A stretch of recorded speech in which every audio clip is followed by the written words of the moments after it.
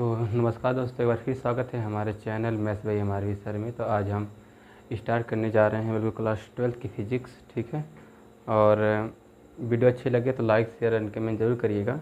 और बिल्कुल चैप्टर 1 से स्टार्ट हम करने जा रहे हैं फ़िज़िक्स। जिनका फिजिक्स पिछड़ गया है वह बिल्कुल अपना फिजिक्स पूरा कर सकते हैं यहाँ पे। ठीक है, कोई दिक्कत की बात यहाँ पे नहीं है। थोड़ा सा हमारा बीच में मूड भी अपसेट है। ये रीज़न ये है कि कुछ लोग थोड़ा सा है ना फालतू कमेंट कर रहे हैं हम पे। कुछ लोग थोड़ा सा फालतू कमेंट कर रहे हैं। तो फालतू लोग हैं, उन्हें अगर हम बात करना चाहें अपने चैनल पे तो उन्हें कुछ उछाता नहीं है ना। फालतू लोग जो हमारी वीडियो देख रहे होंगे, जो ये बात बोला है वह बात जरूर समझ जाएगा कि हम किसे कह रहे हैं, किसे हम फालतू कह रहे हैं। जो दूसरों के बीच में वह कमी खोज रहा है, जो दूसरे के बीच वह कमी खोज रहा है, सबसे बड़ी कमी तो उसी में है। ठीक है, तो चलिए अब बात नहीं करना चाहे, मूड पूरा एकदम ख़राब है। फिर ये वीडियो हम बनाने जा रहे हैं, है ना। पूरा मूड ख़राब है।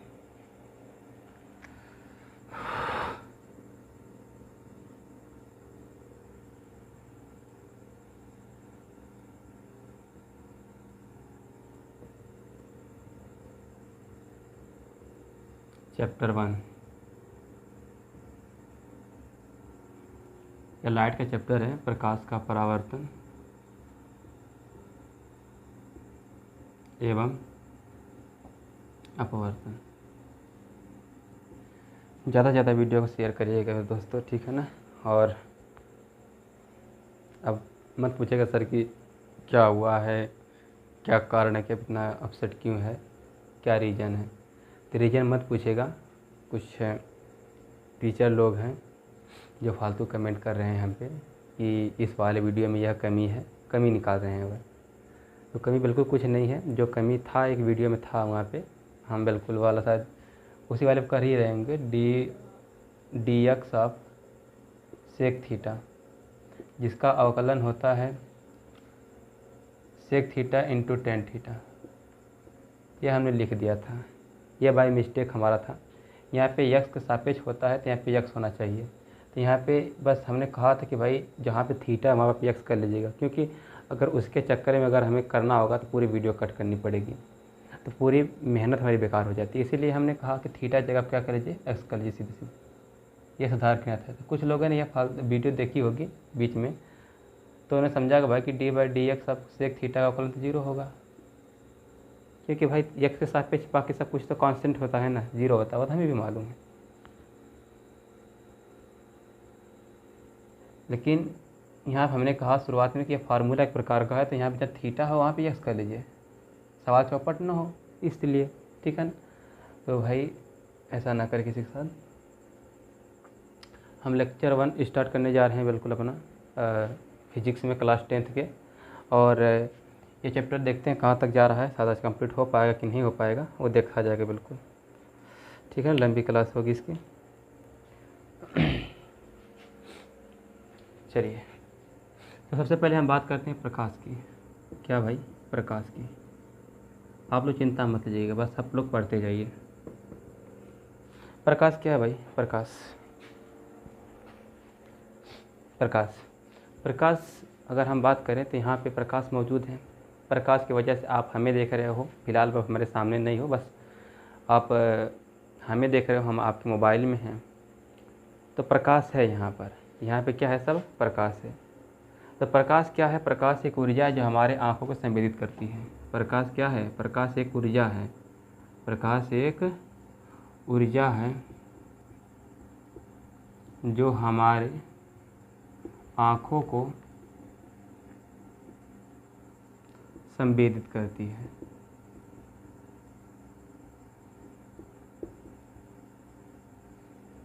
कभी कभी कहीं कहीं बता दिया जाता है यह भी कि प्रकाश विद्युत चुम्बकीय तरंगें होती हैं। यह हालांकि आपको 12 में पढ़ना है, या आगे डीप में प्रकाश में चैप्टर क्लास 12th में पढ़ना है। तभी आप 10th में हैं तो 10th के स्टैंडर्ड का ही पढ़िए।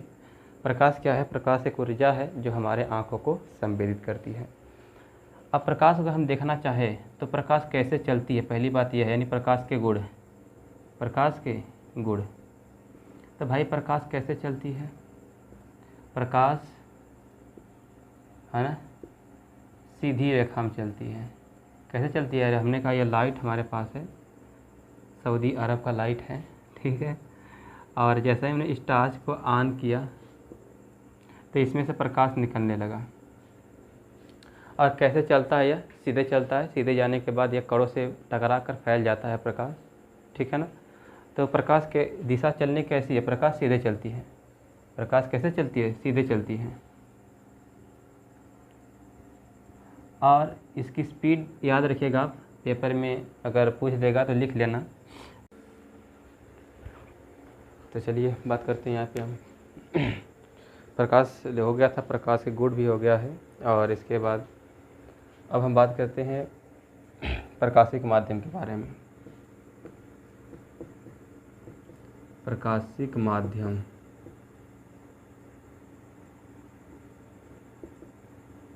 प्रकाशिक माध्यम का मतलब होता है जिस माध्यम से प्रकाश गुजर जाए उसे कहते हैं प्रकाशिक माध्यम। जिस माध्यम से प्रकाश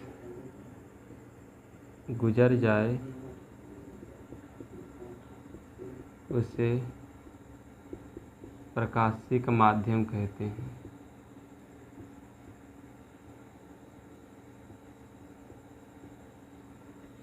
प्रकाशिक माध्यम जो होता है वह 3 प्रकार का होता है।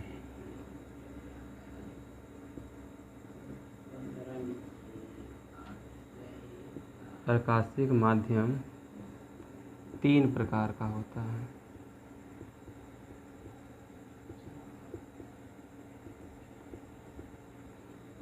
पहला होता है पारदर्शी,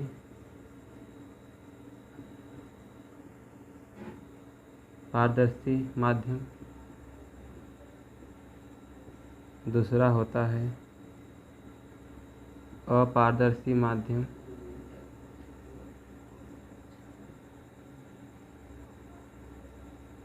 तीसरा होता है पारभासी माध्यम या अल्प पारदर्शी माध्यम।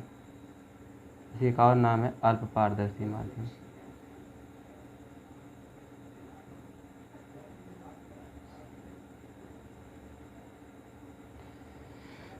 ठीक है ना। जिस माध्यम से प्रकाश पूरा पूरा गुजर जाता है उसे हम कहते हैं पारदर्शी माध्यम। जैसे कि हो गया कांच, है ना, कांच से प्रकाश पूरा पूरा गुजर जाता है। जैसे कोई कांच है और इसमें से अगर हम लाइट को एंटर कराएंगे, ये प्रकाश पूरा क्या हो जाएगा, पार हो जाएगा, सीधे सीधे गुजर जाएगा। तो हम कहेंगे यह जो कांच है वह पारदर्शी माध्यम है। कांच के बाद हो गया पानी, यह क्या हो गया, पारदर्शी माध्यम। और इसके बाद हवा, ये भी क्या है, पारदर्शी माध्यम। इसी प्रकार से इत्यादि जिसमें से प्रकाश गुजर जाए वह होता है पारदर्शी माध्यम। और अपारदर्शी माध्यम, जिस माध्यम से प्रकाश अपार हो, मतलब पार नहीं हो, उसे हम क्या कहते हैं, अपारदर्शी माध्यम। जैसे कि लकड़ी, और लकड़ी से प्रकाश गुजर नहीं पाएगा, इसलिए अपारदर्शी माध्यम हो गया। इस बोर्ड, अब बोर्ड के इस पार से प्रकाश जा नहीं पाएगा, अंधेरा हो गया इसके पीछे, है ना, तो बोर्ड हो गया हमारा, है ना। इसके बाद मेज हो गया, कुर्सी हो गया इत्यादि। तो इनसे प्रकाश गुजर नहीं पाता है, मतलब पार नहीं हो पाता है, तो हम कहेंगे इस प्रकार के माध्यम क्या होंगे, अपारदर्शी माध्यम होंगे। और अल्प पारदर्शी माध्यम क्या होता है, जिस माध्यम से प्रकाश थोड़ा सा गुजर पाए।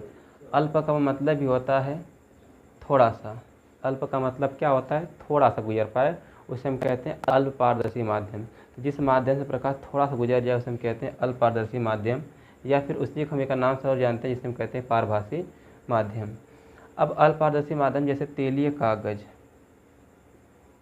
तेलीय कागज मतलब जैसे कोई कागज़ ले लीजिए और उस पर ऑयल गिरा लीजिए, उसे सुखा दीजिए, सुखाने के बाद उस पर प्रकाश को थोड़ा से प्रकाशित कीजिए उस कागज़ पे। और प्रकाशित करने के बाद आप यह देखेंगे कि प्रकाश उस कागज़ से हल्का हल्का बाहर निकल रहा है। तो हल्का हल्का बाहर निकलने का मतलब थोड़ा थोड़ा बाहर निकल रहा है। तो थोड़ा थोड़ा बाहर निकल रहा है, इसका मतलब क्या हो गया, वह अल्पपारदर्शी माध्यम है या फिर पारभासी माध्यम हो गया। क्लियर बात हुई। तो आपको समझ में आ गया, जिस माध्यम से प्रकाश पूरा गुजर जाए उसे पारदर्शी माध्यम, जिस माध्यम से प्रकाश थोड़ा सा गुजर पाए उसे कहते हैं अल्पपारदर्शी माध्यम, और जिस माध्यम से प्रकाश पूरा पूरा गुजर जाए उसे हम कहते हैं, न गुजरे उसे हम क्या कहते हैं, अपारदर्शी माध्यम। बिल्कुल क्लियर हो गया होगा। चलिए हम बात करते हैं आगे थोड़ा सा। अब हम बात करेंगे किरण के बारे में। तो किरण क्या है, यहाँ पर क्लियरली बात होगी। किरण, तो किरण के बारे में हम बात करते हैं। बिल्कुल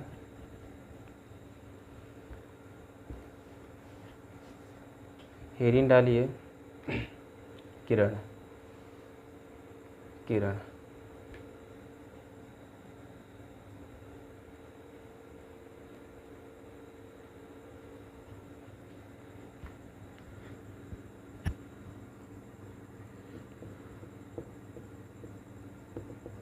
किरण का जो सिंबल होता है इस तरह से होता है, किरण का सिंबल इस तरह से होता है, ए और बी। यह क्या हो गया, किरण। किरण क्या है, किरण एक काल्पनिक माध्यम है जो प्रकाश ऊर्जा की दिशा के पथ को, किरण एक काल्पनिक माध्यम है। यहाँ पे बहुत सारी किरणें हैं, तो किरणों को हम बता नहीं सकते कि यहाँ पे किरण कैसा है। किरण को कल्पना किया जा सकता है कि हाँ यहाँ पे किरण है, प्रकाश है, महसूस कर रहे हैं, यहाँ पे फीलिंग कर रहे हैं, है प्रकाश यहाँ पे। लेकिन किरण है क्या, किरण एक काल्पनिक माध्यम है जो प्रकाश ऊर्जा के दिशा के पथ को प्रदर्शित करता है, किरण कहलाता है। थोड़ा सा लंबी परिभाषा है, हो सकता है आपको 2 दिन में याद हो। तो किरण क्या है, एक काल्पनिक माध्यम है जो प्रकाश ऊर्जा के दिशा के पथ को प्रदर्शित करता है, किरण कहलाता है। किरण क्या है, किरण एक काल्पनिक माध्यम है जो प्रकाश ऊर्जा के दिशा के पथ को प्रदर्शित करता है कि प्रकाश की दिशा किधर है, डायरेक्शन किधर है, यह बताता है। तो यह बता रहा है कि प्रकाश की दिशा इधर साइड है, प्रकाश की डायरेक्शन इस साइड है भाई। अब हमने कहा यह इस तरह हो गया, इसका मतलब ऊपर की तरफ प्रकाश किरण है, इधर हो गया तो प्रकाश की दिशा इधर हो गई, है ना। ये डायरेक्शन को बताता है किरण। क्लियर, तो लिख लेना परिभाषा अपना।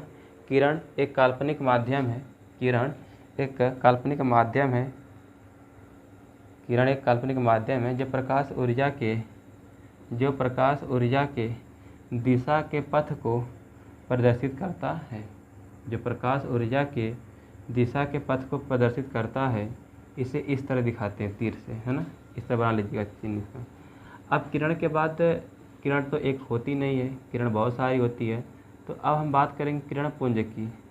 किसकी बात करेंगे भाई, किरण पुंज की। तो किरण पुंज क्या होता है, इसका अंग्रेजी में कहते हैं रे बीम। तो किरण पुंज क्या होता है, पुंज का मतलब होता है समूह, पुंज का मतलब भी क्या होता है, समूह। किरणों के समूह को किरण पुंज कहते हैं, किरणों के समूह को किरण पुंज कहते हैं। बहुत सारे किरण हैं एक साथ हैं, तो ये किरणों क्या हो गया, एक ग्रुप हो गया, एक समूह हो गया, तो हम कहेंगे किरणों के समूह को किरण पुंज कहते हैं। ठीक है। अब यह जो किरण पुंज होता है वह मुख्यतः 3 प्रकार का होता है, उसको हम जान लेते हैं। थोड़ा सा फिजिक्स से पढ़ ला, पढ़ ला किरण पुंज तो चलो बिल्कुल। चलिए ध्यान दीजिए, हाँ आप लोग देखिए, थोड़ा सा ऑफलाइन पढ़ा रहे थे तो बताना पड़ गया हमें कि थोड़ा सा फिजिक्स से पढ़ ले। किरण पुंज 3 प्रकार का होता है। हेडिंग डालिए, किरण पुंज। हाँ हेडिंग डाला, किरण पुंज। और बिल्कुल शुरू से चल रहा था, बाकी घरे वीडियो देख लेना। और किरण पुंज हेडिंग डालिए, किरण पुंज, और लिखाते जा रहे हैं, आगे लिखते रहिए बिल्कुल जब पढ़ा रहे हैं। तो किरण पुंज जो होता है वह कितने प्रकार का होता है भाई, 3 प्रकार का होता है किरण पुंज। कितने प्रकार का होता है, 3। पहला होता है समांतर किरण पुंज, समांतर किरण पुंज। दूसरा होता है अभिसारी किरण पुंज, अभिसारी किरण पुंज। तीसरा होता है आपका अपसारी किरण पुंज। देखो ध्यान से पढ़िएगा, इसका बहुत आगे यूज है, अपसारी किरण पुंज, है ना। समांतर किरण पुंज, अभिसारी किरण पुंज और अपसारी किरण पुंज, 3 प्रकार के किरण पुंज होते हैं, बिल्कुल नोट मार लीजिए।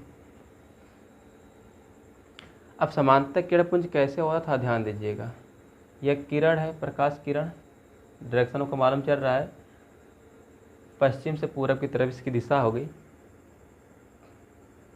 जब किरणों का समूह एक दूसरे के समांतर हो, जब किरणों का समूह एक दूसरे के समांतर हो तो उसे समांतर किरणपुंज कहते हैं।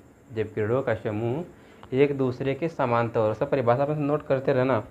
जब किरणों का समूह एक दूसरे के समांतर होता है तो हम क्या कहेंगे, समांतर किरणपुंज।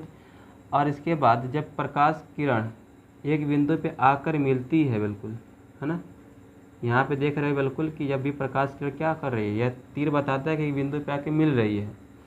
यह तीर क्या बताता है, एक बिंदु पर आकर मिल रही है। जब प्रकाश की किरण एक बिंदु पे मिलती है तो उसे अभिसारी किरणपुंज कहते हैं, उसे अभिसारी किरणपुंज कहते हैं।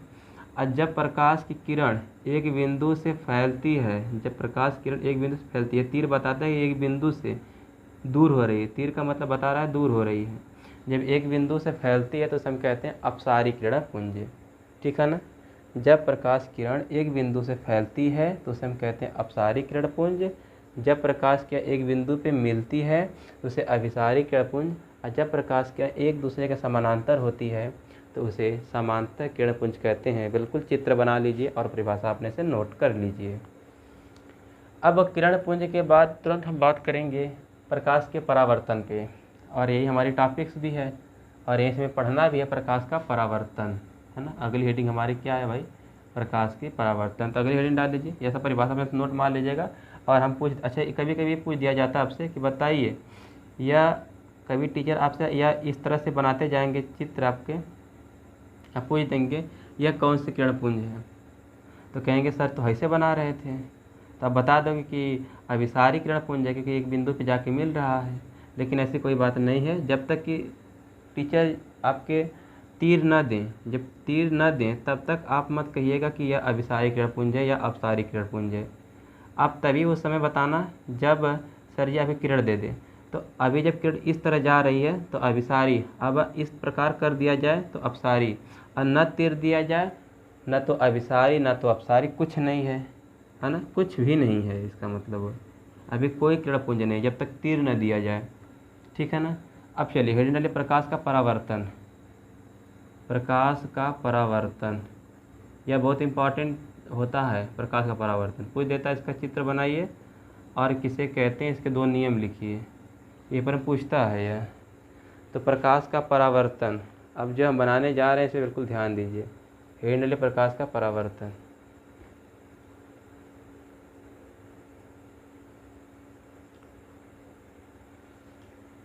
अब देखिए परावर्तन होने के लिए पृष्ठ का खेल होता है। पृष्ठ 2 प्रकार के होते हैं, एक होता है परावर्तक पृष्ठ और एक होता है अपवर्तक पृष्ठ। तो अपवर्तक पृष्ठ का काम अपवर्तन में करेंगे हम लोग, इसके बाद पढ़ना है हमें। और परावर्तक पृष्ठ जिस पृष्ठ पे कलई होता है उसे हम कहते हैं परावर्तक पृष्ठ। 2 प्रकार के पृष्ठ होते हैं। तो परावर्तक पृष्ठ हमेशा परावर्तन कराता है, इसलिए हम इस पृष्ठ को लेंगे। इस पृष्ठ का चर्चा हम परावर्तन जब पढ़ाएंगे तब करेंगे। तो 2 प्रकार के पृष्ठ होते हैं, पूछ देंगे बता देना, ठीक है। तो अपरावर्तक पृष्ठ जब कोई प्रकाश किरण, देखिए ये माध्यम 1 है, ये नीचे माध्यम 2 है, तो माध्यम 2 में प्रकाश जाएगा नहीं क्योंकि यहाँ पेंटिंग किया गया है, कलई किया गया है। कलई का मतलब जैसे आप दर्पण ले लिए शीशा, तो शीशा के पीछे ये वाला ऐसा पेंट होता है। जब भी हम शीशा देखते हैं इसके सामने तरफ देखते हैं, इधर नहीं देखते हैं ना, क्योंकि यहाँ पे पेंट है। तो जब भी प्रकाश किरण जाएगी तो इस सामने जाएगी ना, जहाँ पे पेंट नहीं है उस शीशे पे जाएगी, आपका तब शक्ल दिखेगा। तो ध्यान दीजिएगा, कलई की साइड प्रकाश किरण नहीं जाएगी।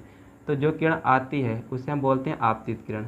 तो जब कोई प्रकाश किरण एक माध्यम से आती है तो परावर्तक पृष्ठ से, यह क्या है आपका, और यह कलई आपका हो गया, यह क्या है आपका कलई है, और यह जहाँ पे कलई नहीं किया गया इसे बोलते हैं परावर्तक पृष्ठ। क्या बोलते हैं, परावर्तक पृष्ठ। जब प्रकाश के एक माध्यम से आती है तो परावर्तक पृष्ठ टकरा कर, परावर्तक पृष्ठ से टकरा कर परावर्तन के पश्चात, परावर्तक पृष्ठ टकरा कर परावर्तन के पश्चात वापस उसी माध्यम में लौट जाती है, वापस उसी माध्यम में लौट जाती है। तो इस घटना को प्रकाश का परावर्तन कहते हैं। तो घटना जो घटती है इसे हम घटना क्या कहते हैं, प्रकाश का परावर्तन। बिल्कुल ध्यान दीजिएगा, जब कोई प्रकाश किरण एक माध्यम से आती है तो परावर्तक पृष्ठ से टकरा कर, जब कोई प्रकाश किरण एक माध्यम से आती है तो परावर्तक पृष्ठ से टकरा कर वापस उसी माध्यम में, उसी का मतलब पूरा प्रकाश का माध्यम हो गया, वही माध्यम नहीं कि उसी माध्यम का मतलब इसी पर आई इसी पे चली जाएगी, ऐसा नहीं होगा। उसी माध्यम का मतलब पूरा प्रकाश का ही माध्यम है, उसी माध्यम का मतलब इसी में से जहाँ चली जाएगी है। जब कोई प्रकाश एक माध्यम से आती है तो परावर्तक पृष्ठ टकरा कर वापस उसी माध्यम में लौट जाती है, और इस घटना को प्रकाश का परावर्तन कहते हैं। इसे आप लोग लिख लीजिए, ना तो हम इसे लिख रहे हैं, बिल्कुल लिखते चलिए मेरे साथ साथ, नोट्स बनाते रहिए। जब कोई प्रकाश की किरण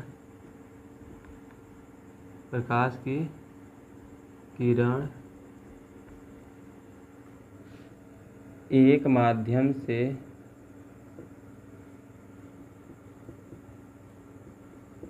आती है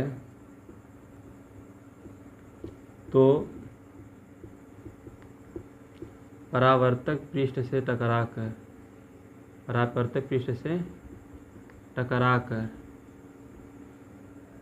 परावर्तन के पश्चात वापस उसी माध्यम में लौट जाती है। इस घटना को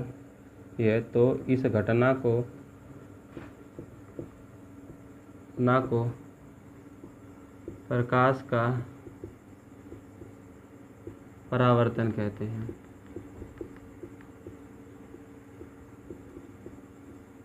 जो किरण आती है उसे बोलते हैं आपतित किरण। जो किरण आती है उसे क्या कहते हैं?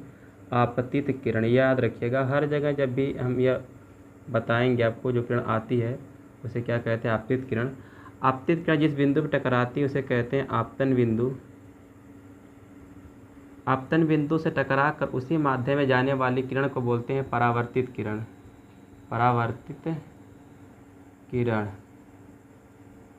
और आपतन बिंदु पर डाला गया लंब को क्या कहते हैं? अभिलंब कहते हैं। परिभाषा सब वही, जो किरण आती है उसे आपतित किरण जिस बिंदु पर टकराती है उसे आपतन बिंदु कहते हैं। आपतन बिंदु पर डाला गया लंब अभिलंब कहलाता है। और आपतन बिंदु से टकरा कर उसी माध्यम में जाने वाली किरण को, जाने वाली किरण को परावर्तित किरण कहते हैं। आने वाली किरण को आपतित किरण कहते हैं। और अगर कलई यहाँ पे किया गया तो इसका परावर्तक पृष्ठ यहाँ पर हो गया, मतलब इधर से प्रकाश आएगा, इधर प्रकाश नहीं जाएगा, क्योंकि यहाँ पे कलई है। ठीक है ना? बिल्कुल, जो पेंटिंग किया गया है वही कलई है और कुछ है नहीं। और यह अभिलंब है और यह क्या है? आपतित किरण है। अभिलंब और आपतित किरण के बीच जो कोण बनता है उस कोण का नाम है आपतन कोण। आपतित के संबंध में आपतन कोण बोलेंगे और परावर्तित के संबंध में परावर्तन कोण बोलेंगे। तो परिभाषा तो वही लिखना है आपको कि आपतित किरण और अभिलंब के बीच बना कोण आपतन कोण। सब सुन के लिख लेना। आपतन कोण इसे दिखाते हैं कोण आई से, ठीक है ना? और अभिलंब और परावर्तित, तो परावर्तित के संबंध में परावर्तन कोण, आपतित के संबंध में आपतन कोण। परावर्तित कोण, एक मिनट। अभिलंब और परावर्तित किरण के बीच बना कोण, अभिलंब और परावर्तित किरण के बीच बना कोण परावर्तन कोण। ठीक है? परावर्तन कोण, किरण नहीं, परावर्तन कोण। अंग्रेजी में इसे रिफ्लेक्टेड एंगल कहते हैं, इसलिए कोण आर से दिखाते हैं। चलिए ठीक है, बिल्कुल यही देखना था। वीडियो चल रहा है तो ये भी थोड़ा परावर्तित दिखाया जा रहा था। तो हाँ, परावर्तन कोण इसे आर दिखाते हैं। क्लियर? यह नियम हो गया, यह चित्र इसका हो गया, परावर्तन का चित्र। अब देखिए प्रकाश के परावर्तन के नियम। तो परावर्तन के दो नियम हैं। परावर्तन के कितने नियम होते हैं? परावर्तन के नियम। तो जो प्रकाश के परावर्तन का नियम होता है वह दो नियम होता है। पहला नियम होता है क्या? कि जो आपतित किरण है, अभिलंब है और परावर्तित किरण है, तीनों कहाँ पर है? देखो, तीनों कहाँ पर है? एक ही बिंदु पर है या एक ही तल में है। तो यहाँ पे लिखेंगे कि आपतित किरण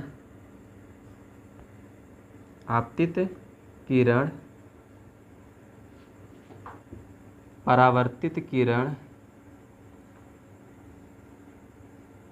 और अभिलंब तीनों एक ही तल में है, ये बिल्कुल दिख भी रहा है हमें भाई। तीनों एक ही तल में है या कई बिंदु पर है, एक ही तल में हैं। और दूसरा जो नियम है बड़ा अच्छा नियम है कि जो है आपतन कोण है वह परावर्तन कोण के बराबर होता है, यानी आपतन कोण कोष्ठ में कोण आई बराबर होता है परावर्तन कोण यानी कोण आर के बराबर होता है, ठीक है ना। आपतन कोण परावर्तन कोण के बराबर होता है, यानी कोण आई इक्वल टू कोण आर। ये याद रखिएगा, हम पूछ देंगे कभी कभी ज़िंदगी में आपसे कि कोण आई बराबर कोण आर, सब क्या समझते हैं? तो परावर्तन, प्रकाश का परावर्तन। यह बिल्कुल नोट मान लीजिए और यह आपको पता होना चाहिए, चित्र ही पता होना चाहिए। तो प्रकाश का परावर्तन हो गया क्लियर, प्रकाश के परावर्तन के नियम हो गया, इसका चित्र हो गया और इनकी परिभाषा आप खुद से भी लिख सकते हो। हमें कमेंट बॉक्स में आपतन कोण और परावर्तन कोण की परिभाषा लिखकर बताइएगा। अगर आप ढंग से पढ़े होंगे तो जरूर परिभाषा लिखकर बताएंगे, अगर ढंग से आपने नहीं पढ़ा है तो परिभाषा नहीं लिख पाएंगे, ठीक है ना। तो ढंग से पढ़िए बिल्कुल। अब हम बात करते जा रहे हैं अब परावर्तन के प्रकार। तो प्रकाश के परावर्तन के प्रकार, तो नियम तो हो गया है, तो नियम को मिटा देते हैं और चित्र बना लीजिए आराम से। चलिए हेडिंग डालते हैं परावर्तन के प्रकार। आप भी हेडिंग डालते रहिएगा, है ना, नंबर डालते रहिए, कौन सा नंबर आप पढ़ रहे हो, है ना।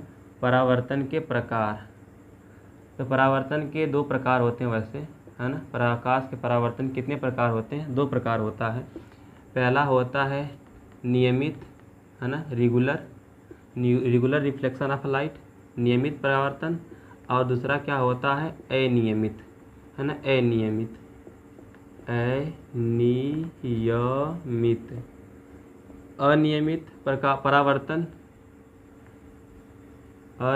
परावर्तन या इसका एक और नाम है विसरित परावर्तन, बड़ा सुंदर नाम है विसरित, है ना।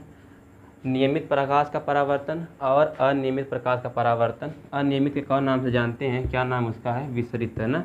तो पूछ सकते हैं हम कभी भी। तो नियमित क्या होता है थोड़ा समझिएगा। यहाँ पे एक हम चित्र बनाते हैं नियमित का और एक चित्र बनाते हैं अनियमित का, है ना। अनियमित किताब में कभी किसी किताब में इस तरह भी चित्र दिया है, तो चित्र खुरदरा है तो कोई दिक्कत नहीं, जो आप बना सको कोई दिक्कत की बात नहीं है।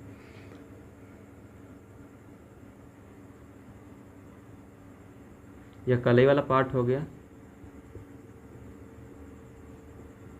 है ना। यह कोई प्रकाश किरण आ रही है,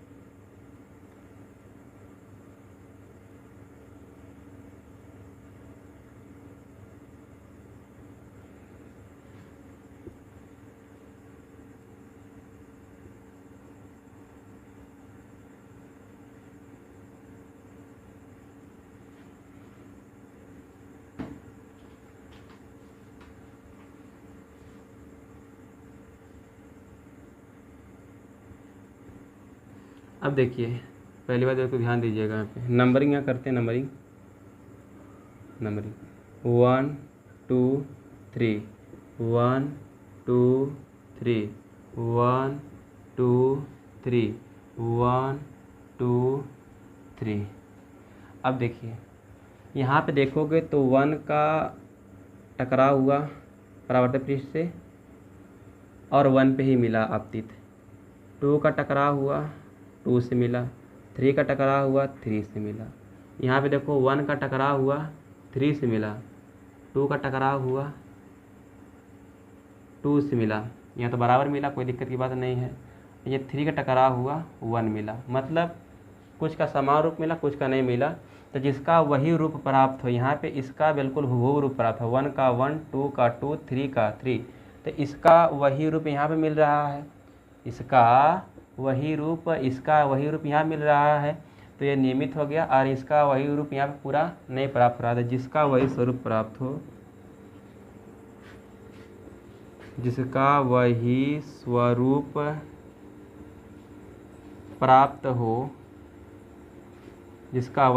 प्राप्त हो, है ना, इसको हम मिटा दे रहे हैं बिल्कुल। जिसका वही ये सब चित्र बनाते रहना, जिसका वही स्वरूप प्राप्त हो उसे नियमित प्रकाश का परावर्तन कहते हैं। अच्छा, नियमित प्रकाश परावर्तन होने का कारण क्या है? पृष्ठ का चिकना होना। नियमित प्रकाश के परावर्तन होने का कारण क्या है? पृष्ठ का चिकना होना, नियमित प्रकाश का परावर्तन कहलाता है या होता है। जिसका वही स्वरूप प्राप्त हो उसे नियमित प्रकाश का परावर्तन कहते हैं, लिख लीजिए, कहलाते हैं, कहते हैं। और जिसका वही स्वरूप न प्राप्त हो, वहाँ लिखना, जिसका वही स्वरूप न प्राप्त हो उसे अनियमित या विशेष प्रकाश का परावर्तन कहते हैं। इसका कारण क्या होता है? पृष्ठ का खुरदरा होना। और इसका कारण क्या होता है? पृष्ठ का चिकना होना। तो जब आप कभी सैलून में जाते हो तो देखते हो अपना शक्ल वहाँ पे, जब आपका चेहरा दिखाई देता है, आपका वही स्वरूप प्राप्त होता है वहाँ पे, तो हम कहते हैं भाई नियमित है यह, क्योंकि हमारा वही रूप यहाँ प्राप्त हो रहा है दर्पण में। और यहाँ पे अगर जैसे इसी दीवार पर कहें या इसी हम बोर्ड पर कहें, तो क्या इसी पर हमारा शक्ल प्राप्त हो रहा है? नहीं। तो पृष्ठ चिकना है, ऐसी बात नहीं है, चिकना नहीं, स्मूथ, इसे चिकना कहा नहीं जाएगा, क्योंकि जिसका वही स्वरूप प्राप्त हो, मतलब हमारा क्या इसमें शक्ल दिख रहा है, इसमें चेहरा दिख रहा है, तो इसमें हमारा चेहरा नहीं दिख रहा है, तो हम कहेंगे यह अनियमित हो गया। अगर इसमें हमारा चेहरा दिख जाता तो नियमित हो जाएगा। तो ओबियस बात है आपका, ओबियसली सी यह बात है कि शीशे में जो हम घर में यूज करते हैं दर्पण, तो उसमें हमारा चेहरा दिखता है, तो वह नियमित प्रकाश का परावर्तन हो गया। लेकिन दीवार हो गया या बोर्ड हो गया हमारा, तो इस पर हमारा चेहरा नहीं दिख रहा है, तो हम कहेंगे यह अनियमित प्रकाश का परावर्तन हो गया। और चित्र यह बना लीजिएगा, पेपर में ये परिभाषा आप लोग लिख लीजिएगा, कोई दिक्कत की बात यहाँ पे नहीं है। अब चलिए हम आगे बात करते हैं। तो अगली जो हमारी हेडिंग वह दर्पण है। अगली हेडिंग हमारी क्या है भाई? दर्पण है।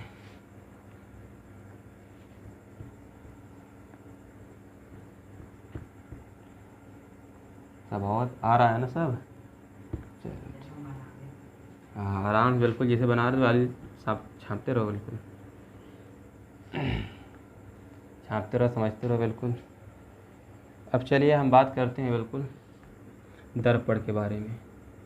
तो दर्पण को अंग्रेजी में बोलते हैं मिरर। क्या बोलते हैं भाई? मिरर। तो दर्पण जो होता है, पहले दर्पण की हम बात कर लेते हैं। दर्पण क्या होता है? दर्पण एक युक्ति है। दर्पण क्या? एक युक्ति है, एक यंत्र होता है, डिवाइस होती है ना। दर्पण क्या है? एक युक्ति है, एक डिवाइस है जिसके पास प्रकाशीय समतल होता है। जिसके पास क्या होता है? प्रकाशीय समतल, मतलब ऑप्टिकल प्लेन।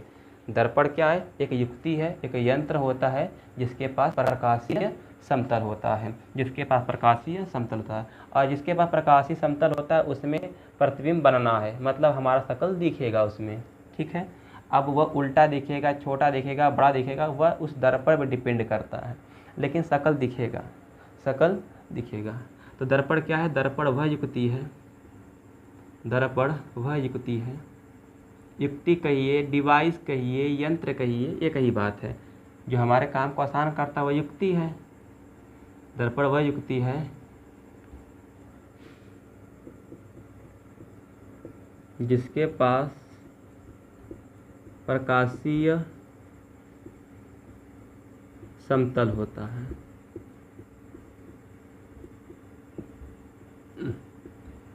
तल होता है।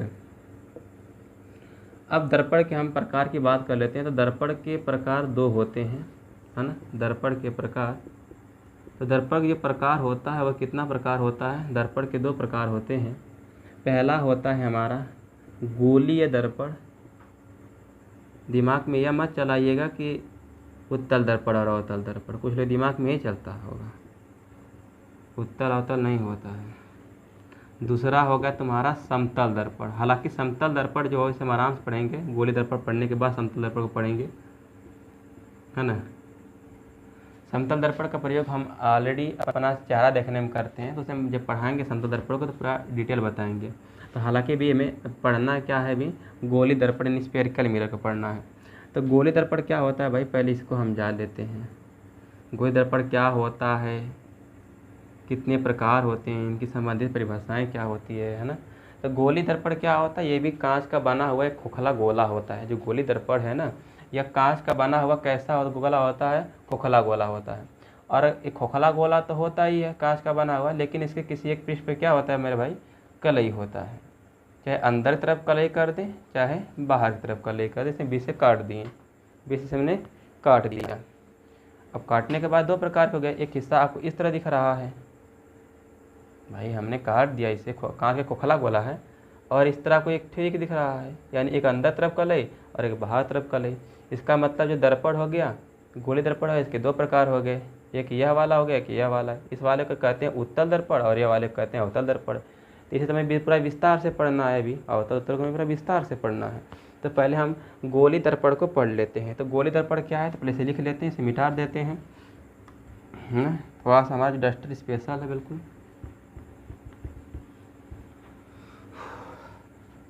तो गोली दर्पण कांच का बना हुआ है ना, गोली दर्पण कांच का बना एक खोखला, हॉलो, खोखला का मतलब हलो, खोखला गोला होता है, एक खोखला गोला होता है जिसके किसी एक पृष्ठ पर कलई होता है। कलई का मतलब वही पेंट, कलई होता है, गोली दर्पण कहलाता है, गोली दर्पण कहलाता है। यह गोली दर्पण हो गया, इसे बीच से हम काट दें। यह क्या हो गया, बाहर की तरफ कलई, हो गया अंदर की तरफ कलई, ठीक है ना। यह तुम्हारा हो गया, जल्दी से लिख लीजिए।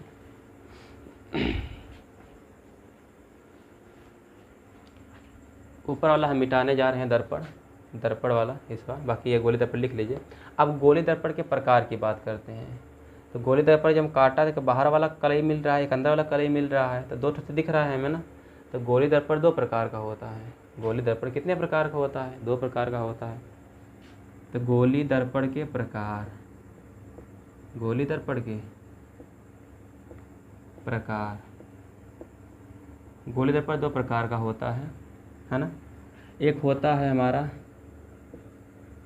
अवतल दर्पण, कॉनकेव मिरर, और दूसरा होता है कॉन्वेक्स मिरर, मतलब उत्तल दर्पण, है ना। अवतल दर्पण और उत्तल दर्पण। अवतल दर्पण देखिए आपका इस तरह होता है ना, जिसके बाहर की तरफ कलई हो, और उत्तल दर्पण जिसके अंदर की तरफ कलई हो। दो प्रकार के दर्पण होते हैं, बना लीजिए और अगली हेडिंग डालिए। अभी इसके हम आगे विस्तार से पूरा अवतल दर्पण और उत्तल दर्पण को पढ़ेंगे। अभी हमने प्रकार बता दिया है, अब हम आपको बताएंगे गोली दर्पण से संबंधित महत्वपूर्ण परिभाषाएं। गोली दर्पण से संबंधित महत्वपूर्ण परिभाषाएं। अगली हेडिंग डालिए, हम इसको मिटाने जा रहे हैं। गोली दर्पण से संबंधित महत्वपूर्ण परिभाषाएं लिख रहा भैया, ये हो गया ना यहाँ का। चलो कि वीडियो के माध्यम से क्लियर के लिए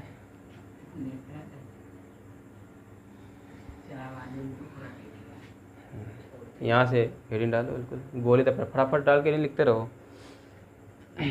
गोली दर्पण के प्रकार अवतल दर्पण और उत्तल दर्पण। अवतल दर्पण और उत्तल दर्पण दो प्रकार होता है। अब हेडिंग डालिए, गोली दर्पण से संबंधित महत्वपूर्ण परिभाषाएं।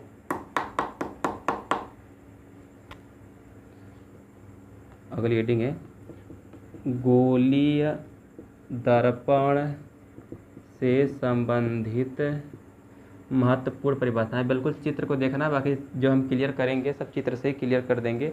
अगर आपको चित्र क्लियर है तो आपको बिल्कुल क्लियर हो जाएगा।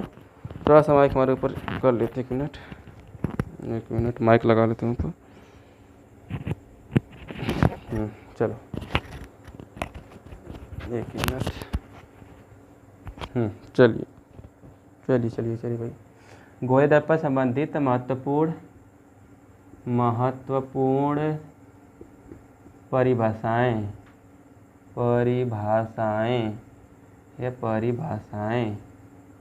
ठीक है। तो पहले समझिए बिल्कुल, यह क्या होगा तुम्हारा गोली दर्पण। किसका बना हुआ है, कांच का खोखला गोला होता है बना हुआ, कांच का खोखला बना हुआ गोला होता है यह, जिसके किसी एक पृष्ठ पर क्या होता है, कलई होता है। यह इसका क्या हो गया भाई, अब तो ना समझिएगा, यही पूरा असली कहानी है। क्योंकि आप पढ़े हैं वृत्त में, वृत्त का यह वाला हिस्सा को कहते हैं केंद्र, आपको पढ़े होंगे केंद्र है। लेकिन ये गोली दर्पण है तो गोली दर्पण के केंद्र को सेंटर कहते हैं, इसलिए सी से दिखाते हैं। तो गोली दर्पण के केंद्र को क्या कहते हैं? वक्रता केंद्र कहते हैं। तो नंबर 1 पे तुम्हारा क्या है? वक्रता केंद्र। वक्रता केंद्र कोष्टक में सी, क्योंकि अंग्रेजी से इसकी अंग्रेजी से कर्वेचर ऑफ सेंटर, इसीलिए इसे सी से दिखाते हैं। तो परिभाषा क्या लिखेंगे? गोली दर्पण के केंद्र को, यह गोली दर्पण है, यह क्या है? गोली दर्पण है। गोली दर्पण के केंद्र को वक्रता केंद्र कहते हैं, इसे सी से प्रदर्शित करते हैं। एक बार फिर से बिल्कुल समझिए, गोली दर्पण के केंद्र को, गोली दर्पण के केंद्र को वक्रता केंद्र कहते हैं, इसे सी से प्रदर्शित करते हैं। नंबर 2, अब थोड़ा समझिए। अब दर्पण पे कोई एक बिंदु है, चाहे वह अवतल दर्पण हो, चाहे उत्तल दर्पण हो, चाहे अंदर से कर ले हो, चाहे बाहर से कर ले, कोई दिक्कत की बात नहीं है। दर्पण के पृष्ठ पे बना बिंदु क्या कहलाता है? ध्रुव कहलाता है। दर्पण के पृष्ठ पे बना बिंदु क्या कहलाता है? ध्रुव। तो कि अंग्रेजी इसकी होती है पोल, इसीलिए इसे पी से दिखाते हैं। तो दर्पण के पृष्ठ पर क्या? दर्पण के पृष्ठ पर बने बिंदु को ध्रुव कहते हैं, इसे पी से प्रदर्शित करते हैं। नंबर 3, अब जो यह ध्रुव है, वक्रता केंद्र और ध्रुव को मिलाने वाली रेखा है। वक्रता केंद्र ध्रुव को मिलाने वाली रेखा को मुख्य अक्ष कहते हैं। मुख्य अक्ष कहते हैं, मुख्य अक्ष कहते हैं। वक्रता केंद्र और ध्रुव को मिलाने वाली रेखा को मुख्य अक्ष कहते हैं। अब ध्यान दीजिए, वक्रता केंद्र और ध्रुव की जो बीच की दूरी होती है, बीच की दूरी होती है, इस दूरी को हम लोग कहते क्या हैं? वक्रता त्रिज्या आर कहते हैं। तो वक्रता त्रिज्या क्या होती है भाई? आप पढ़े, केंद्र से वृत्त तक की दूरी की त्रिज्या कहते हैं, मैथ वाला तो जानते ही होंगे। तो वक्रता केंद्र और ध्रुव के बीच की दूरी को क्या कहते हैं? वक्रता त्रिज्या आर कहते हैं। क्या कहते हैं? वक्रता त्रिज्या आर। समझ में आया कि नहीं आया पश्चिमी भाई? अब थोड़ा समझिए, अब इस मुख्य फोकस की परिभाषा इससे हम थोड़ा सा बाद में बताएंगे। मुख्य फोकस की परिभाषा क्यों बाद में बताएंगे, उसका कुछ कारण है। अभी आपको हम बताएंगे तो आपके दिमाग से पूरा उड़ जाएगा, है ना, क्योंकि आपको पहला कदम है फिजिक्स में, इसीलिए थोड़ा सा हम बाद में बताएंगे ताकि आप दिक्कत महसूस न करो। बिल्कुल बढ़िया से परिभाषा खत्म होगी मुख्य फोकस की। तो अभी फ़िलहाल में से हम लिख दे रहे हैं यह मुख्य फोकस है ना। तो इसकी परिभाषा बताएंगे हम अभी, हो सकता है नेक्स्ट वीडियो में बताना पड़े हमें, है ना, लेकिन बता दिया जाएगा, बिल्कुल दिक्कत की बात नहीं है। क्यों नहीं बताएं आगे खुद मालूम चल जाएगा। छठवां, मुख्य फोकस और अगली जो हेडिंग हमारी फोकस दूरी है वह क्या है? फोकस दूरी। अंग्रेजी में कहते हैं focal length, small F. Small F और कैपिटल एफ में अंतर क्या है कि स्मॉल एफ फोकस दूरी होती है, कैपिटल एफ जो बड़ा एफ है वह होती है मुख्य फोकस। तो मुख्य फोकस और ध्रुव के बीच की दूरी को क्या कहते हैं? फोकस दूरी कहते हैं। मुख्य फोकस एफ और ध्रुव पी के बीच की दूरी को फोकस दूरी कहते हैं। जितना हम बता रहे हैं मौखिक परिभाषा सब बिल्कुल नोट मारते रहना, है ना। पहला बिल्कुल ध्यान दीजिए, वक्रता केंद्र क्या है? गोली दर्पण के केंद्र को वक्रता केंद्र कहते हैं। और ध्रुव क्या है? दर्पण के पृष्ठ पर बना बिंदु को ध्रुव कहते हैं। दर्पण के पृष्ठ पर बना बिंदु को ध्रुव कहते हैं। और मुख्य अक्ष क्या है? वक्रता केंद्र और ध्रुव को मिलाने वाली रेखा को मुख्य अक्ष कहते हैं। इसके बाद वक्रता त्रिज्या, वक्रता केंद्र और मुख्य फोकस के बीच की दूरी को वक्रता त्रिज्या आर कहते हैं। और मुख्य फोकस एफ क्या है? इसकी परिभाषा हम बताएंगे बाद में। फोकस दूरी क्या है? मुख्य फोकस और ध्रुव के बीच की दूरी को फोकस दूरी कहते हैं। इस पूरे चित्र से क्लियर है, तो इसको पहले नाम लिख देते हैं। यह सी क्या है? वक्रता केंद्र, स्पष्ट आप लोग लिखिएगा। और एक मिनट वीडियो देखें, दिख रहा है कि नहीं दिख रहा है? हाँ बिल्कुल दिख रहा है। यह आर क्या है? वक्रता त्रिज्या, वक्रता त्रिज्या। और पी क्या है? ध्रुव है। और एफ क्या है? मुख्य फोकस है, मुख्य फोकस। और ई छोटा एफ क्या है? फोकस दूरी है। क्या है भैया? फोकस दूरी। और यह जो रेखा, इस रेखा क्या कहते हैं? मुख्य अक्ष है। मुख्य अक्ष खेम होता है मुख्य फोकस, समझ गए न? और यह क्या किया गया है? यह कलई है। और एक कौन सा पृष्ठ है इसका? परावर्तक पृष्ठ है, यह परावर्तक पृष्ठ है, यह कलई हो गया आपका, है ना। अगर इसे बी से काट देंगे तो यह वाला और यह वाला हिस्सा आपका द्वारक बन जाता है। तो पूरी डिटेल हो गई गोली दर्पण संबंधित महत्वपूर्ण परिभाषाएं, आप लोगों ने नोट किया होगा। हमें मुख्य फोकस परिभाषा बताना है। अब चलिए हम बात करते हैं गोली दर्पण के प्रकार और उसके जो अवतल उत्तल हैं उसके बारे में बढ़िया से, बिल्कुल ठीक है। इसको थोड़ा सा हम ऊपर वाला मिटा देते रहे हैं, ये हेडिंग मिटा दे रहे हैं ना, हेडिंग सब समझ गए होंगे।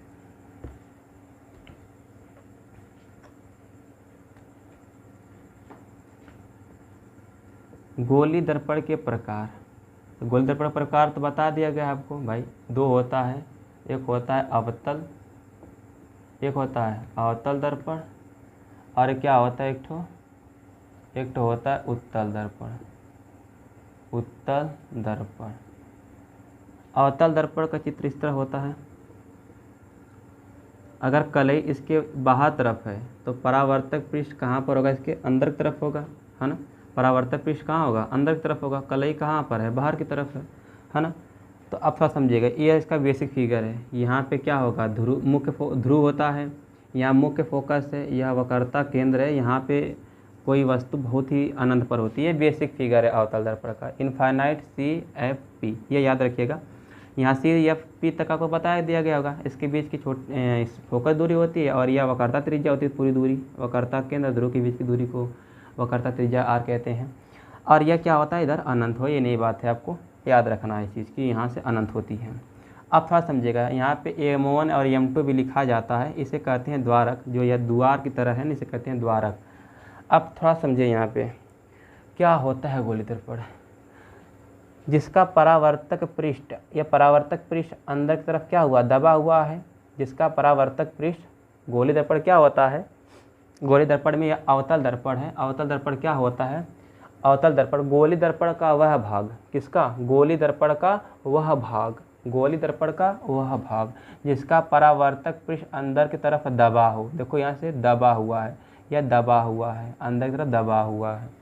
तो गोली दर्पण का वह भाग जो अंदर की जिसका परावर्तक पृष्ठ अंदर की तरफ दबा हो, उसे अवतल दर्पण कहते हैं। यह चित्र बना लीजिएगा, है ना। चित्र से वैसे तो यही बनाना है आपको, है ना। यह अवतल दर्पण हो गया। और उत्तल दर्पण, अब देखो इसके अंदर कलई किया गया है, तो जो परावर्तक पृष्ठ यह क्या हुआ, उभरा हुआ है, ये बाहर तरफ क्या उभरा हुआ, यहाँ से उभरा हुआ है, उभरा हुआ। तो गोली दर्पण का वह भाग, उत्तल दर्पण की परिभाषा बता रहे हैं, गोली दर्पण का वह भाग जिसका परावर्तक पृष्ठ बाहर की तरफ उभरा होता है, उसे उत्तल दर्पण कहते हैं, उसे उत्तल दर्पण कहते हैं। इसका बेसिक फिगर बनाना चाहोगे तो यहाँ पे क्या होगा, इधर पे अनंत होगा क्योंकि वस्तु जब भी खड़ा होगा इधर से खड़ा होगा, जिधर से चिकना पृष्ठ है, परावर्तक पृष्ठ है, इधर तो कलई है, इधर से खड़ा नहीं होगा। और यह क्या होगा, तुम्हारा ध्रुव हो गया, यह मुख्य फोकस F हो गया, यहाँ पे C हो गया। इधर अनंत अनंत मत कर देना, अगर यहाँ पे इधर जिधर से अनंत करोगे तुम, उधर से वस्तु खड़ा होना शुरू कर देती है, तो अनंत यहाँ से करेंगे क्योंकि वस्तु जब भी खड़ी होगी तो इधर से खड़ी होगी।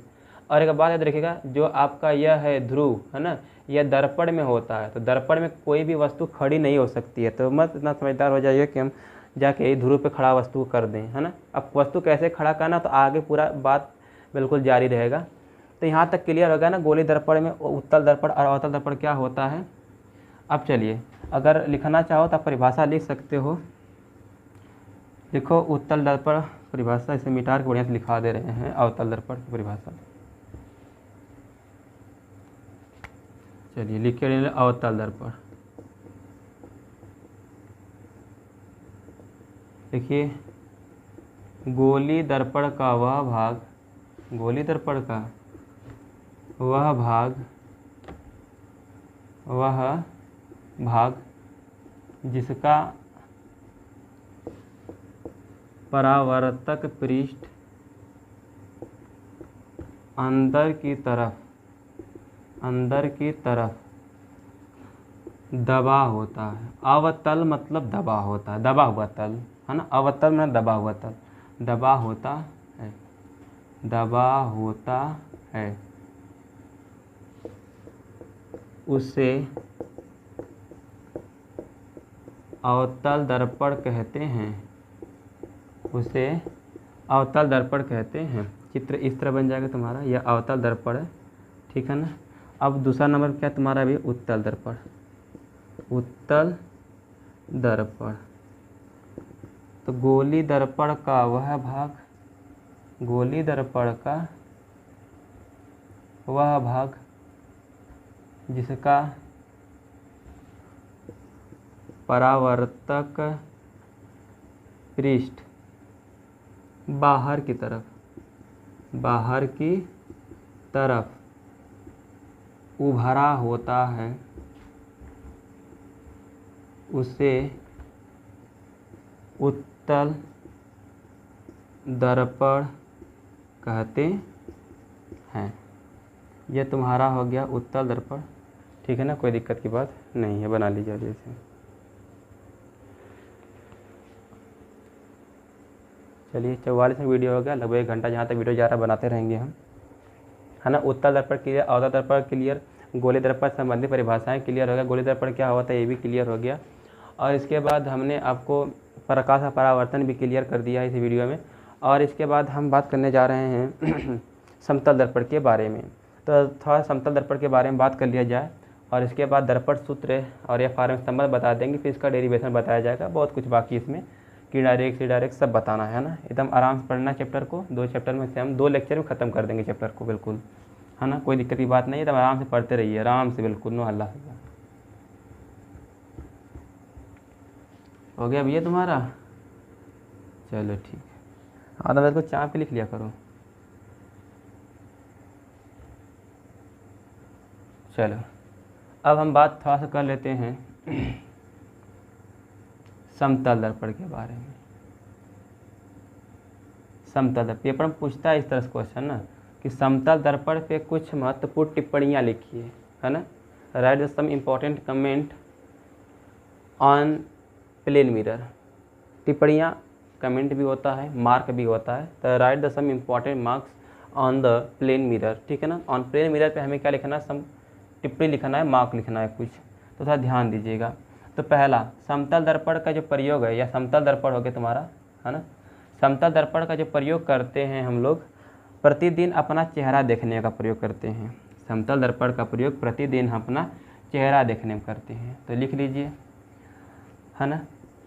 अच्छा, एक बात थोड़ा सा बतानी आपको हो, यहाँ ध्यान दीजिए बिल्कुल, कि अगर किसी भी मुख्य अक्ष पे अगर हमें वक्रता केंद्र ज्ञात करना है, वक्रता केंद्र ज्ञात करना है, तो हम उस दर्पण से क्या करेंगे, मुख्य अक्ष पे लंब डालेंगे। तो यहाँ से अगर हम लंब डाल देंगे, यहाँ से यहाँ तक, ये 90 अंश है यहाँ पे, है ना। अगर लंब डालेंगे, बहुत सारी किरण एक ही पॉइंट पे जहाँ पे मिलेंगी, अगर हम लंब डालेंगे जिस पॉइंट पे मिलेंगी, वहीं पे क्या हो जाएगा, हमारा वक्रता केंद्र हो जाएगा। और यहाँ से तुरंत हमें वक्रता त्रिज्या मालूम चल जाएगा। यहाँ पे मुख्य फोकस होता ही है, तुरंत हमें यहाँ से यहाँ तक छोटा एफ मालूम चल जाएगा, है ना। लेकिन अगर हम यहाँ पे बात करेंगे, अब थोड़ा ध्यान दीजिए, गौर करिएगा थोड़ा सा। अगर हम कहें कि इस पर लंब डालिए, तो लंब बिल्कुल इस तरह डाला जाएगा भाई, 90 अंश पे होगा, तो वक्रता केंद्र मालूम ही नहीं चलेगा। जब वक्रता केंद्र नहीं मालूम चलेगा तो वक्रता त्रिज्या, यानी वक्रता केंद्र कहाँ पे, अनंत पर है।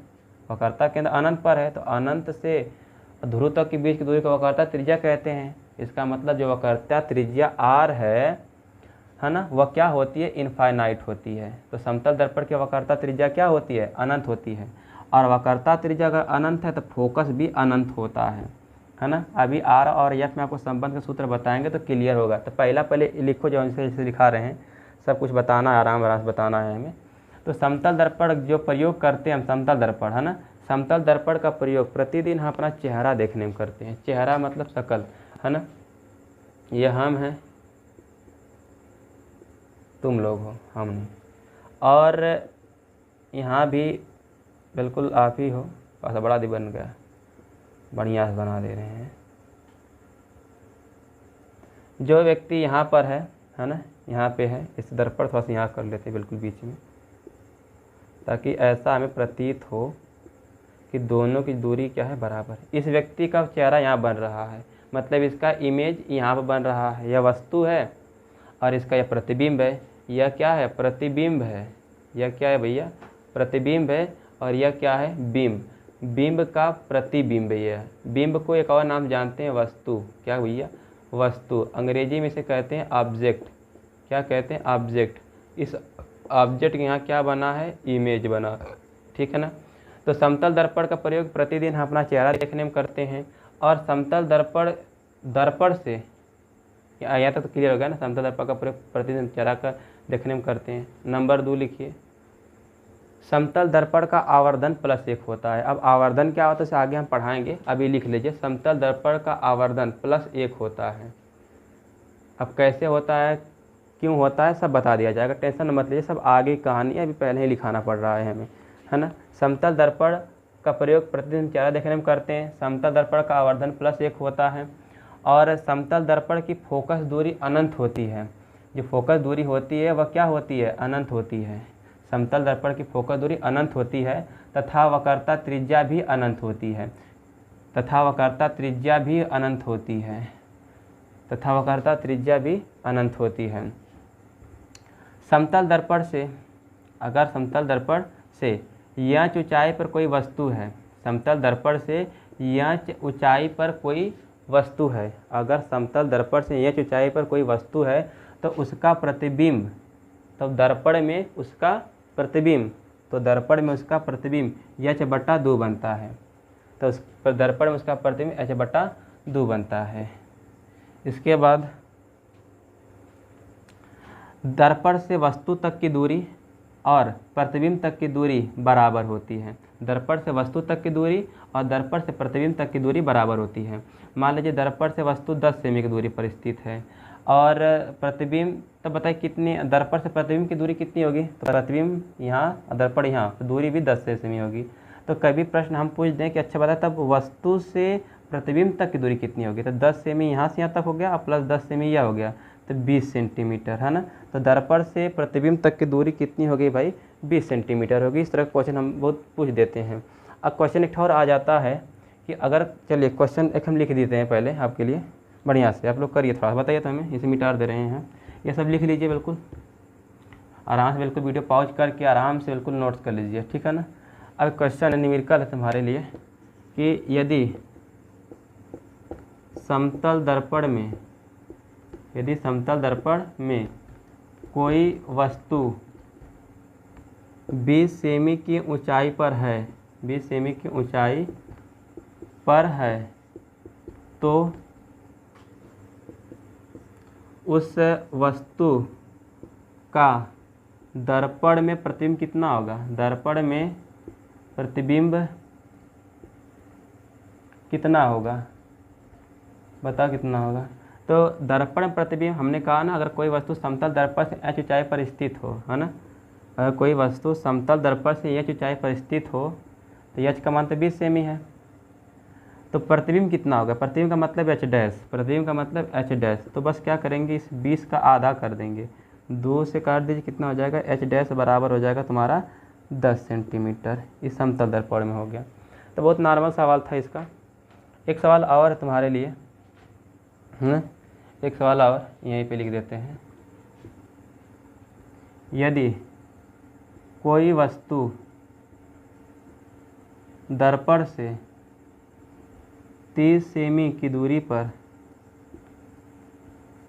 पर खड़ा है, तो वस्तु और प्रतिबिंब के बीच की दूरी बताइए, बीच की दूरी बताइए। तो यह तुम्हारा समतल दर्पण हो गया। तो समझिए बिल्कुल, यह क्वेश्चन है, यदि यह समतल दर्पण है, कोई वस्तु है ना, वस्तु, यह वस्तु दर्पण से कितनी दूरी पर स्थित है, 30 सेमी पे, तो भाई प्रतिबिंब भी जब बनेगा 30 सेमी बनेगा, और यह वस्तु हो गया और इसका प्रतिबिंब हो गया, तो वस्तु और प्रतिबिंब की बीच दूरी कितनी होगी, 30 60 सेंटीमीटर। बिल्कुल मौखिक क्वेश्चन था, है ना। किताब में प्रश्न बोला है वस्तु और प्रतिबिंब के बीच की दूरी, तो वस्तु और प्रतिबिंब के बीच की दूरी कितनी होगी, 30 होगी।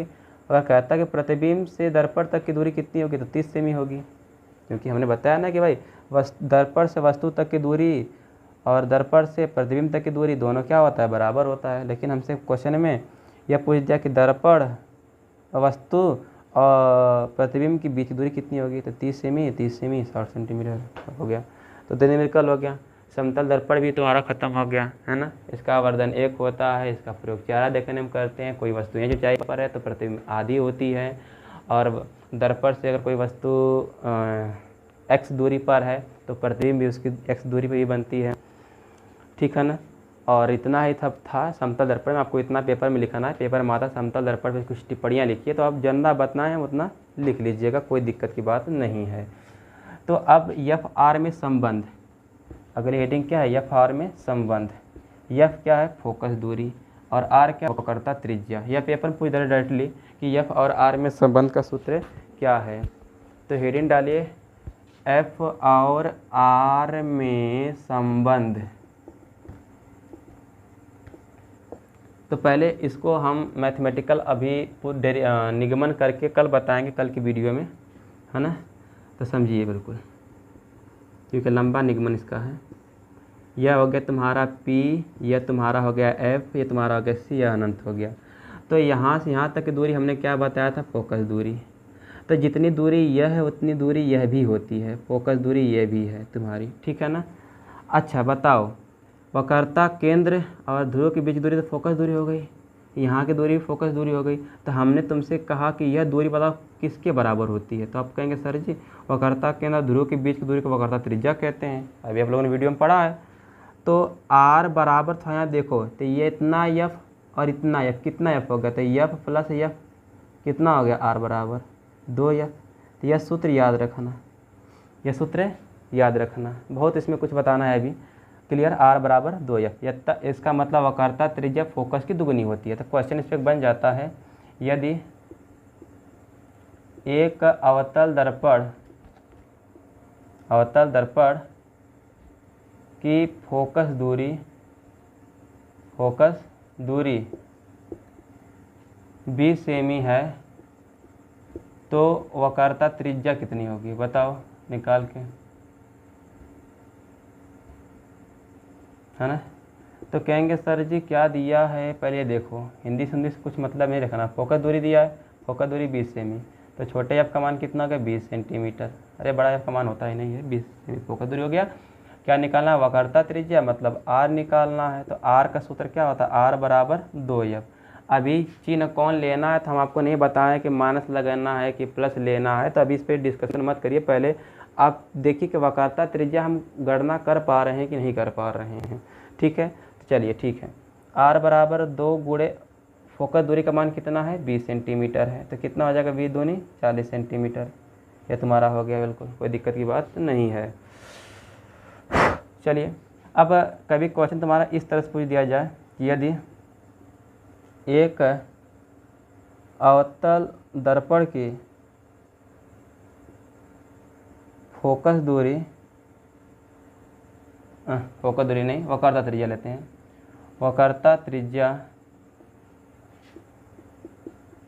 वक्रता त्रिज्या 31 सेंटीमीटर है तो फोकस दूरी बताइए कितनी होगी। तो फोकस दूरी बताइए। तो भाई फोकस दूरी तो थोड़ा सा ऊपर हम सॉल्व कर लेते हैं, है ना, इधर सॉल्व कर लेते हैं, इधर भाई साहब यह हमारा स्पेशल डस्टर है। इस स्पेशल डस्टर में कमेंट कुछ मत करिएगा, तो समझ लीजिए बिल्कुल कि सर जी स्पेशल डस्टर ला दिए कहाँ से। तो ये जो स्पेशल डस्टर है हम चाइना से लाए हैं। 21 सेंटीमीटर इसकी क्या वक्रता त्रिज्या, यानी R का मान कितना है भाई, सॉल्व यहाँ करें, सॉल्व 31 सेंटीमीटर। क्या निकालना है, फोकस दूरी निकालना है। तो सूत्र पढ़े हो, R बराबर 2F। बिल्कुल चुपके से ये सूत्र लिख कर आराम सवाल कर लेना। R का मान 31 रख दो बराबर 2F, है ना। तो F बराबर कितना हो जाएगा, F बराबर 31/2 काट दो तो कितना हो जाएगा, तो हो जाएगा 31 का आधा कितना होगा, 15.5 सेंटीमीटर। कोई दिक्कत की बात नहीं है। तो 2 क्वेश्चन न्यूमेरिकल करवा दिए और लगभग वीडियो जो है 1 घंटा क्रॉस करने ही वाला है ना। तो अब इस लेक्चर में हमने क्या पढ़ा, उस लेक्चर के थोड़ा सा हम फ्लो के बारे में बात कर लेते हैं। यह हमारा हो गया डस्टर, इसको रख देते हैं नीचे, रख देते हैं, हमें गिर जाएगा बोर्डा भाई। ओहो चलिए, तो इस अध्याय में हमने आपको पढ़ाया प्रकाश क्या है, प्रकाश के गुण क्या होते हैं, प्रकाशी का माध्यम क्या होता है, इसमें दीप्त और अदीप्त प्रकाश के स्रोत होते, तो बस आता ही नहीं पेपर में, तो उसे नहीं बताया गया है आपको, और उसका कहीं आगे भी फिजिक्स में इसका यूज नहीं है, तो नहीं बताया क्या दीप्त अदीप्त, है ना। तो प्रकाशिक माध्यम क्या है, प्रकाशिक माध्यम कितने प्रकार के हैं, पारदर्शी, अपारदर्शी, अल्पपारदर्शी, किरण क्या है, किरण पुंज किसे कहते हैं, और किरण पुंजों के जो प्रकार होते हैं, है ना, वह बता दिया गया है बिल्कुल, उनके चित्र भी बताया गया है। इसके बाद प्रकाश के परावर्तन किसे कहते हैं, पूरा वीडियो में तो बहुत बढ़िया से बता दिया गया है। प्रकाश का परावर्तन क्या होता है, प्रकाश के परावर्तन के कितने प्रकार होते हैं, प्रकाश के परावर्तन के कितने नियम होते हैं, उनसे संबंधित कितनी परिभाषाएं होती है, आपतित किरण, अभिलंब, परावर्तित किरण, आपतन को परावर्तन कोण, और कलई, परावर्तक पृष्ठ, ये सब बता दिया गया है। इसके बाद तुरंत हम दर्पण में प्रवेश कर लिए। दर्पण कितने प्रकार के होते हैं, दर्पण 2 प्रकार के होते हैं, गोली दर्पण और समतल दर्पण। हम गोली दर्पण को बिल्कुल विस्तार से बताएं। गोली दर्पण कांच खोखला गोला होता है, ज़्यादा बताया गया है। फिर गोली दर्पण से संबंधित महत्वपूर्ण परिभाषाएं बताई गई है। इसके बाद गोली दर्पण के प्रकार को बताया गया है और उनकी परिभाषाएं बहुत बढ़िया समझाई गई है। इसके बाद जैसे ही वह ख़त्म हुआ गोली दर्पण, तो इसके बाद तुरंत हम बता दिए आपको क्या एफ और आर में संबंध। समतल दर्पण पढ़ाएं, समतल दर्पण कुछ टिप्पणियाँ, और इसके बाद किसी दर्पण का वक्रता केंद्र कैसे ज्ञात करते हैं यह बता दिया गया है। अगर इसमें जो ना आए तो कमेंट करके बता देना कि सर हाँ यहाँ तो में दिक्कत हो गई है, तो यहाँ से फिर बता दीजिए, ठीक है ना। और कोई दिक्कत की बात यहाँ पे नहीं है, जो भी दिक्कत होगी, है ना, तो वहाँ पे कमेंट बॉक्स में ज़रूर आपके लिए लिख कर भेज देंगे, सर यहाँ पे हमें प्रॉब्लम हुई, तो हम क्लियर कर देंगे उस टॉपिक्स को। इसके बाद हमने कुछ न्यूमेरिकल भी को करवाए हैं, तो उसको आप बढ़िया से नोट्स बनाते रहिएगा।